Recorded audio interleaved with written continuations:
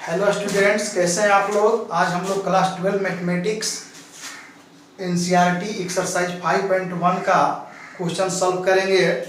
इसके पिछले वीडियोज में मैंने क्वेश्चन नंबर 17 तक सॉल्व करवा दिया था।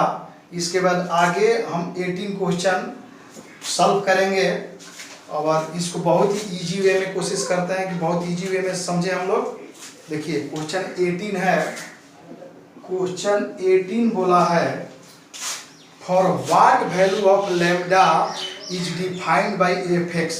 एक कोई फंक्शन दिया है, आप पूछ रहा है कि लैम्डा के किस वैल्यू के लिए जो हमें फंक्शन दी गई है। जैसे देखिए हमें फंक्शन दी गई है एफ एक्स, हमें फंक्शन दिया है F X lambda X square minus 2x if x less than equal to 0 4x plus 1 if x greater than 0 x greater than 0। कह रहा है कि for what value of lambda, lambda के किस value के लिए जो हमें फंक्शन दी हुई है इज कंटिन्यूअस एट x बराबर 0। लैम्डा के किस वैल्यू के लिए जो ये फंक्शन एफ एक्स है x इक्वल टू 0 पर कंटिन्यूअस होगा। इसके बाद पूछा है what about continuity at x equal to 1।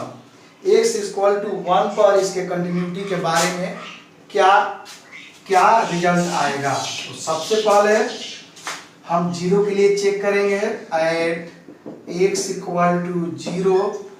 Eight x equal to 0 कह रहा है कि लेम्डा के किस वैल्यू के लिए जो फंक्शन है x इक्वल टू 0 पर कंटिन्यूअस होगा। तो हमें दिया है कि x इक्वल टू 0। सबसे पहले LHL निकालेंगे। LHL limit x tend to 0 minus F X. x tend to 0 minus F X का मतलब हुआ x लेस देन 0।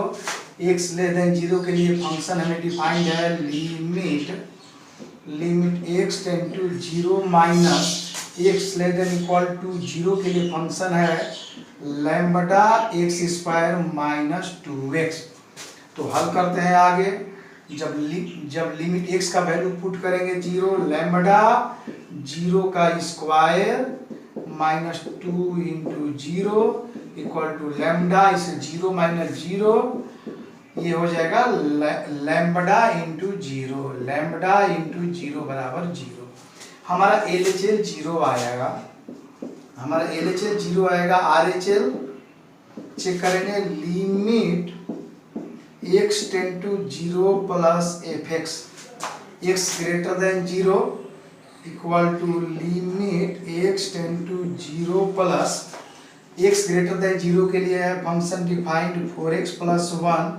वैल्यूज को पुट करते हैं। जब वैल्यू पुट करेंगे 4 into 0 plus 1 equal to 0 plus 1 equal to 1 and x equal to 0 पर हम f0 का वैल्यू निकालते हैं। जब x इक्वल टू 0 है तो उस समय f0 का वैल्यू होगा लैम्बडा एक्स स्क्वायर 0 का square minus 2 into 0 equal to 0 minus 2 into 0 0, ये भी हो जाएगा 0। तो ये पूछ रहा है कि फंक्शन कंटिन्यूअस यदि x बराबर 0 पर फंक्शन कंटिन्यूअस कब होगा। लिखेंगे हम F X will be continuous. F X will be continuous if F X continuous उसी समय होगा जब LHL equal to RHL equal to F0। तो ध्यान दीजिए हमें LHL आया था 0। हम जब LHL निकाले थे तो LHL आया था 0, RHL आया है 1 equal to 0। Which is a wrong statement. 0 equal to 1 equal to 0 जो कि पॉसिबल नहीं है। Which is not possible. Which is not possible जो कि पॉसिबल नहीं है। therefore there is no value of lambda for which fx is continuous F X is continuous at X equal to zero. Lambda का ऐसा कोई value नहीं है जिसके लिए function X equal to zero पर कंटिन्यूअस हो। अब इस क्वेश्चन का सेकेंड पार्ट लेते हैं। सेकेंड पार्ट, सबसे पहले एफ एक्स क्या है फंक्शन लिख देते हैं। हम सेकेंड पार्ट लेते हैं। एफ एक्स में फंक्शन दिया था lambda x square minus 2x और था 4x प्लस 1 और कंडीशन दिया था x less than equal to 0, x greater than 0 at x equal to 1 which is greater than 0। x equal to 1 पर चेक करेंगे, जो ग्रेटर देन 0 है, ग्रेटर देन 0 के लिए फंक्शन डिफाइंड है 4x प्लस 1।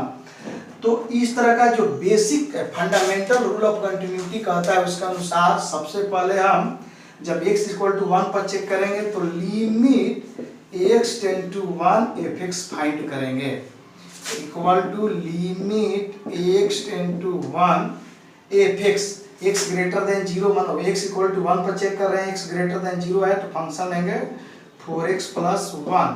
वैल्यू पुट करते हैं 4 into 1 plus 1, 4 into 1 plus 1 equal to 5 and f1 निकालते हैं। f1 x इक्वल टू 1 पर जब x इक्वल टू 1 लेंगे उसके लिए फंक्शन यही डिफाइंड है f(x) 4x plus 1, 4x plus 1, 4 into 1 plus 1 equal to 5। Here limit x tend to 1 f(x) equal to f1। So f(x) is continuous function at x equal to 1। अब हम question number 19 solve करते हैं। 19 जो question है यह greatest integer function पर दिया है। जो क्वेश्चन नंबर 19 है यह एक क्वेश्चन बहुत इंपॉर्टेंट है और यह ग्रेटेस्ट इंटीजर फंक्शन पर दिया हुआ है। इस क्वेश्चन को समझने के लिए थोड़ा केयरफुली ध्यान देना होगा। सबसे पहले समझते हैं ग्रेटेस्ट इंटीजर फंक्शन क्या है। पहले क्वेश्चन देखते हैं। क्वेश्चन बोला है कि so that the function defined by gx equal to x minus greatest integer function is discontinuous at all integers point. हमें शो करना है कि जो है फंक्शन दी गई है ग्रेटेस्ट इंटीजर फंक्शन, ये जो है सारे इंटीग्रल पॉइंट्स के लिए डिसकंटिन्यूअस है। वेयर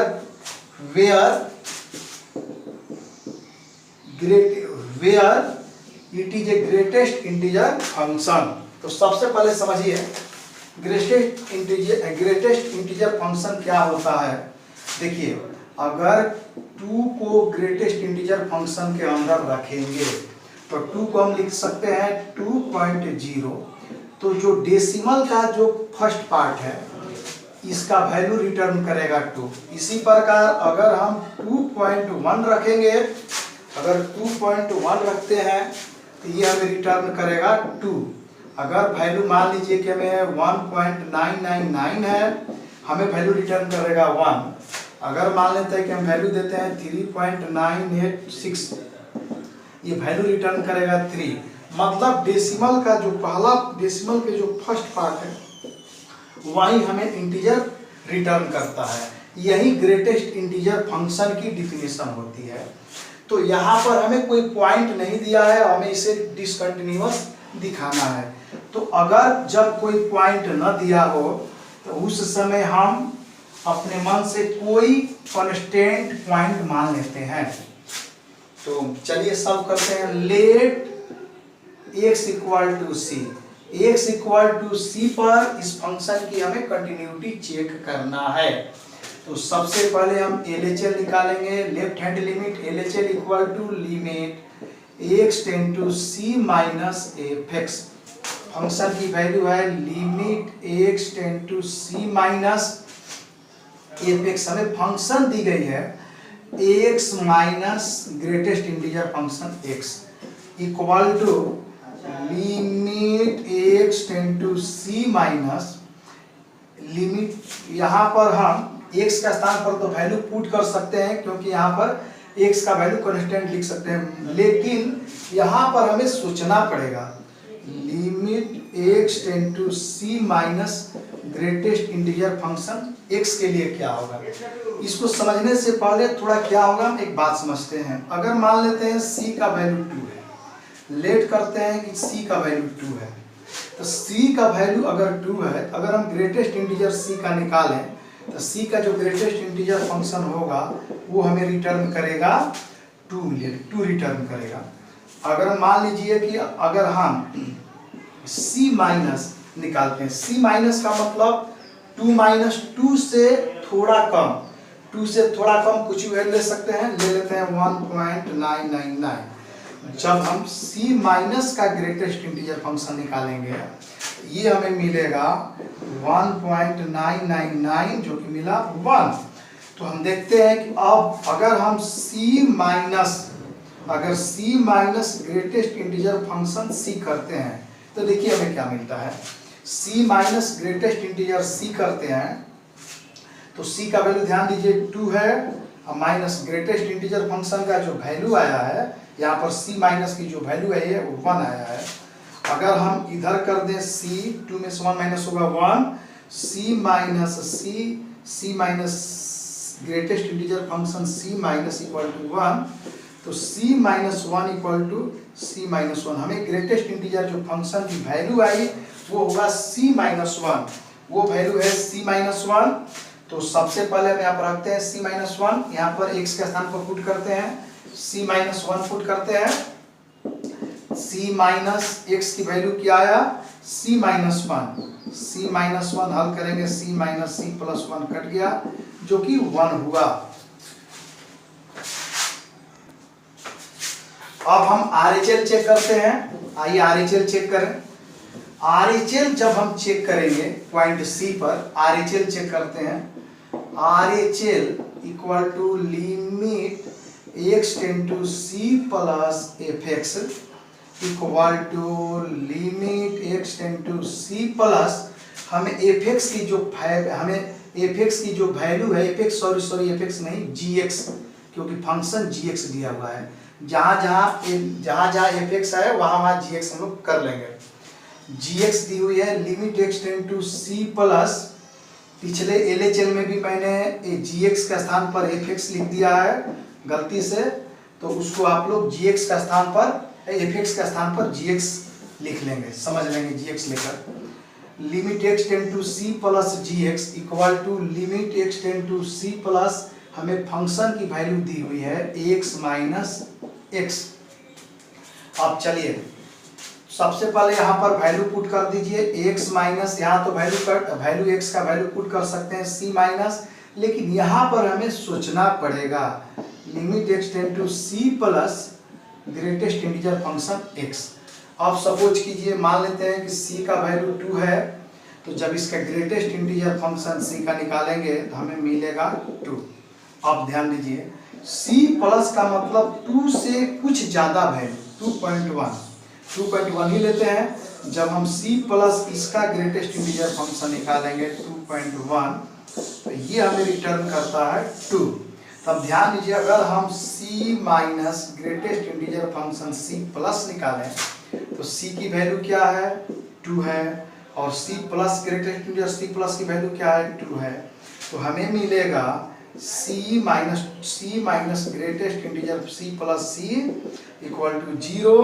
तो c माइनस 0 इक्वल टू यहाँ पर हो जाएगा c इक्वल टू माइनस है तो उधर जाएगा c प्लस, मतलब ग्रेटेस्ट इंटीजर फंक्शन की जो वैल्यू मिली c प्लस पर वो होगा c। तो यहाँ पर वैल्यू पुट करते हैं c minus c equal to 0। Here we see that LHL is not equal to RHL, therefore LHL not equal to RHL, LHL is not equal to RHL, therefore given function gx is discontinuous function proved। हमें यही prove करना था कि जो हमारा gx function है discontinuous है for function for all integral values proof. अब क्वेश्चन नंबर 20 आते हैं। क्वेश्चन नंबर 20 हम लोग सॉल्व करेंगे। क्वेश्चन नंबर 20 में दिया हुआ है कि is the function defined by, कोई फंक्शन हमें दिया हुआ है, पूछ रहा है is the function defined by X square minus sine x plus 5 is continuous at X equal to pi. कह रहा है कि हमें फंक्शन एक दिया हुआ है, 20 क्वेश्चन बोला है, हमें एक फंक्शन दी गई है। फंक्शन क्या है? फंक्शन दी गई है एफ एक्स, लेट कर लेते हैं, let F X equal to, हमें फंक्शन दी गई है x square minus sine x plus 5 और हमें x equal to 5 x equal to pi पर इसकी कंटिन्यूटी चेक करना है कि कंटिन्यूअस है कि क्या है। देखिए इसे बनाने के दो मेथड है। पहला मेथड, फर्स्ट मेथड जो है बहुत सिंपल है। फर्स्ट मेथड जो है बहुत सिंपल है, जो फंडामेंटल थ्योरी ऑफ कंटिन्यूटी है, अगर उसके अनुसार अगर ये फंक्शन इस प्रकार से दिया हो और ग्रेटर देन लेस देन नहीं दिया हो तो उस समय हमें क्या करना होता है, इस प्रकार सॉल्व करेंगे। Limit x tend to pi F x, सबसे पहले limit x tend to pi F x निकालेंगे। तो limit x tend to pi F x की वैल्यू दी गई है x square minus sine x plus 5। चलिए वैल्यू पुट करें, एक्स स्क्वायर डायरेक्ट पुट करते हैं, pi square minus sine pi plus 5। Pi square minus sine pi का मतलब क्या हुआ? साइन पाई का मतलब हुआ साइन 180 डिग्री। इसको हम लिख सकते हैं साइन 90 डिग्री प्लस 90 डिग्री। ध्यान देंगे, जो बच्चे पहले 11th पढ़े होंगे उनको तो जल्दी समझ, नहीं भी पढ़े होंगे तो ध्यान दीजिए। ये होता है ASTC, all sine cosec tan cot cos sec positive होता है। तो 90 प्लस थीटा ये होता है 0 डिग्री, ये 90 डिग्री, 180 डिग्री, 270 डिग्री और ये होता है 360 डिग्री। तो 90 प्लस थीटा 90 डिग्री से एक ये होता है फर्स्ट क्वाड्रेंट, ये होता है सेकेंड, ये थर्ड और ये होता है फोर्थ। 90 डिग्री से हम थोड़ा भी बढ़ेंगे हम सेकेंड क्वाड्रेंट में चले जाएंगे और सेकेंड क्वाड्रेंट में साइन पॉजिटिव होता है। इसका मीनिंग ये हुआ, और 90 पर साइन चेंज भी होता है। तो साइन 90 प्लस थीटा का वैल्यू हो जाएगा कॉस 90 डिग्री। कॉस 90 का वैल्यू जो होता है, कॉस 90 डिग्री का जो वैल्यू होता है वो होता है 0। इसका मतलब साइन पाई 0 प्लस 5, ये हो जाएगा पाई स्क्वायर प्लस 5। अब एफ पाई निकालते हैं, एफ पाई निकालेंगे, जहां एक से वहां पर पाई रखेंगे, pi square minus sine pi plus 5। Pi square minus 0 plus 5 equal to pi square plus 5। Here we see that क्या देखते हैं, यहाँ हम देखते हैं कि limit x tends to pi F X equal to F pi, therefore F X is continuous, F X is a continuous function at x equal to pi. अब आइए सेकेंड मेथड देखते हैं। सेकेंड मेथड वो भी easy है, बहुत easy है। ध्यान दीजिए, इसको दूसरे मेथड से भी हम सॉल्व कर सकते हैं। देखते हैं सेकेंड मेथड कितना कारगर है। सेकेंड मेथड में जो एक्स स्क्वायर एक अलजेब्रिक फंक्शन है, इसको मान लेते हैं px, let px equal to x square, qx equal to minus sine x और rx equal to 5। We know that algebraic function is polynomial function is always continuous। हम जानते हैं कि जो polynomial function होता है वो हमेशा continuous होता है। यह एक ट्राइगोमेट्रिक फंक्शन है और यहाँ पर हम जानते हैं कि ट्राइगोमेट्रिक फंक्शन में sin x और cos x ऑलवेज कंटिन्यूअस होता है। और 5 एक कांस्टेंट पोलिनोमियल है, क्योंकि इसको लिख सकते हैं 5 को लिख सकते हैं x power 0, 5 into x power 0 का वैल्यू 1 होता है। यह एक कांस्टेंट पोलिनोमियल है और कांस्टेंट पोलिनोमियल भी ऑलवेज कंटीन्यूअस होता है। इसका मतलब ये जो है पोलिनोमियल फंक्शन, ट्राइगोनोमेट्रिक फंक्शन और कांस्टेंट फंक्शन से मिला है। तो हम लिखेंगे कि here x square is a polynomial function, sin x is a trigonometric function which is always continuous and 5 is a constant function which is always continuous। तो ये पोलिनोमियल फंक्शन भी कंटिन्यूअस है, ट्राइगोनोमेट्रिक भी कंटिन्यूअस है function, और ये constant भी function है। इसका मतलब हुआ कि f(x) जो है एक कंटिन्यूअस फंक्शन है। इस मेथड्स के द्वारा भी इसको सेकेंड मेथड से हम सॉल्व कर सकते हैं। हम उम्मीद है कि ये वीडियो आपको बहुत पसंद आया होगा। यदि आपको पसंद आए तो मेरे चैनल को सब्सक्राइब, लाइक और कमेंट जरूर करें। धन्यवाद।